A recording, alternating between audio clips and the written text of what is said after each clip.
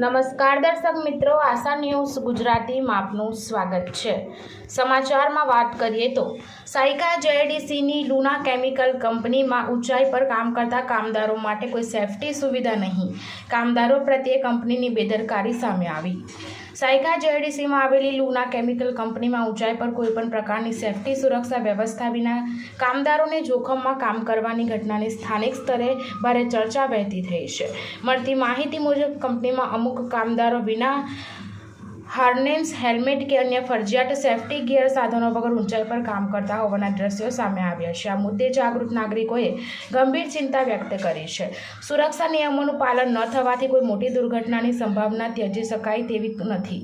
કંપનીમાં કાર્યરત કામદારોને જાનહાનિ જેવી પરિસ્થિતિનો સામનો કરવો ન પડે તે માટે કાયદેસર સુરક્ષા સુવિધાઓ ઉપલબ્ધ કરાવવી ફરજિયાત છે।